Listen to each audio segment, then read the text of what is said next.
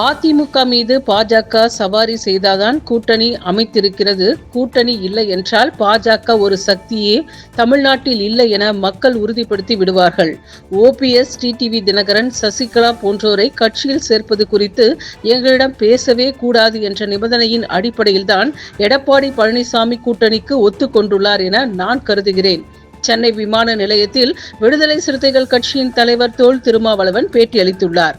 சென்னையிலிருந்து கோயம்புத்தூர் செல்வதற்காக சென்னை விமான நிலையம் வந்த விடுதலை சிறுத்தை கட்சி தலைவர் தொல் திருமாவளவன் செய்தியாளர்களை சந்தித்தார். அப்பொழுது அவர் பேசியது, அதிமுக மீது சவாரி செய்து தமிழகத்தில் பாஜக ஒரு பெரிய கட்சி போல் காண்பித்துக் கொள்ள வேண்டும் என்ற நிலையில் பாஜக தொடர்ந்து ஈடுபட்டு வருகின்றது. அவர்களின் கொள்கையை சொல்லி தமிழ்நாட்டில் கால் ஊன்ற முடிவதில்லை. அதனால் 2 திராவிட கட்சிகளில் ஒரு கட்சியை தோழமை கட்சி என்ற பெயரில் அரவணைத்து அவர்களை வீழ்த்த வேண்டும் என்பதுதான் உண்மையான செயல் திட்டம். அந்த சதி வலையில் அதிமுக சிக்கிக் கொண்டிருக்கின்றது என்பதுதான் மறுக்க முடியாத உண்மை என எடப்பாடி பழனிசாமி அவர்கள் பாஜக ஒன்று சேர்வதில்லை என்ற முடிவை நாடாளுமன்ற தேர்தலுக்கு முன்பே எடுத்தார். 2026 சட்டமன்ற பொது தேர்தலிலும் பாஜக அல்லாத ஒரு கூட்டணி அமைத்து திமுக கூட்டணியில் எதிர்கொள்ள வேண்டும் என விரும்பினார். ஆனால் அவரோடு இருக்கும் முன்னணி தலைவர்களே முழுமையான ஒத்துழைப்பை கொடுக்கவில்லை. அவரின் முயற்சிகளுக்கு ஒத்துழைக்கவில்லை என்றுதான் தெரிகின்றது. பாஜக கொடுத்த அழுத்தத்தின் விளைவாக அரை மனதோடுதான் இந்த கூட்டணியை அமைத்திருக்க முடியும் என நான் கருதுகின்றேன். பாஜக தனித்து நிற்க முடியாது. தனித்து நின்றால் தமிழ்நாட்டில் ஒரு சக்தியே இல்லை என்பதை தமிழ்நாட்டு மக்கள் உணர்த்தி விடுவார்கள்.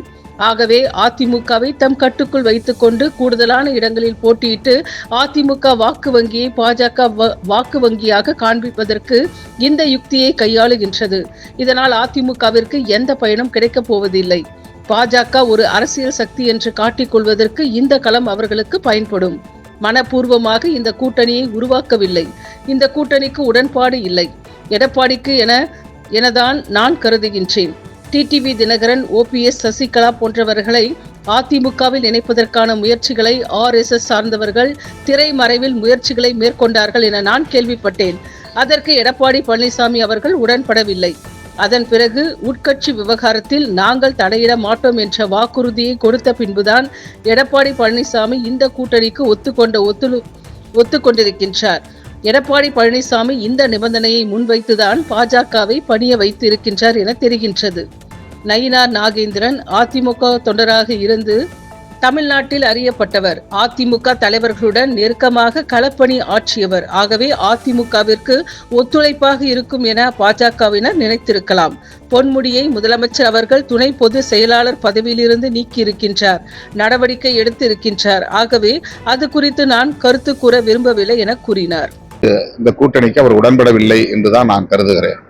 இந்த கூட்டணி அமைஞ்சதுக்கு அப்புறம் ஓபிஎஸ், டிடிவி தினகரன், சசிகலா அவங்களுடைய கூட்டணி எப்படி இருக்கும்னு நினைக்கிறீங்க? அவங்களுடைய அடுத்த அரசியல் நகர்வு எப்படி இருக்கு? அவர்களை எல்லாம் அதிமுகவிலே இணைப்பதற்கு கூட RSS அமைப்புகளை சார்ந்த முன்னணி தலைவர்கள் திரைமறைவிலே முயற்சிகளை மேற்கொண்டார்கள் என்றும் தகவல்கள் கூறுகின்றன. அதற்கு எடப்பாடி பழனிசாமி அவர்கள் உடன்படவில்லை. ஆகவே பாஜக உட்கட்சி விவகாரங்களில் நாங்கள் தலையிட மாட்டோம் என்கிற வாக்குறுதியை தந்துதான் இந்த கூட்டணியை உறுதிப்படுத்தி இருக்கிறார். எடப்பாடி பழனிசாமி அவர்கள் இந்த நிபந்தனையை முன்வைத்துதான் பாஜகவையும் பணிய வைத்திருக்கிறார் என்று தெரிகிறது.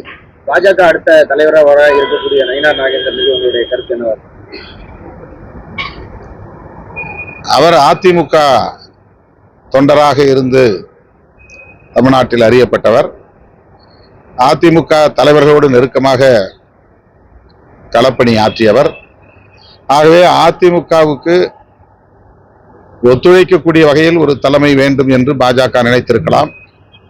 அந்த அடிப்படையிலே அவருக்கு இந்த வாய்ப்பு கிடைத்திருக்கிறது. அவருக்கு என்னுடைய வாழ்த்துக்கள்.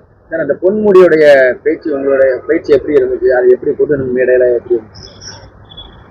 முதல்வர் அவருடைய பேச்சுக்கு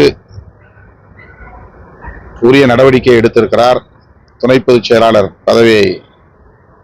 பதவியிலிருந்து விலக்கி இருக்கிறார். ஆகவே அது நடவடிக்கைக்கு ஆளாகி இருக்கிற சூழலில் மேற்கொண்டு கருத்து சொல்ல விரும்பவில்லை.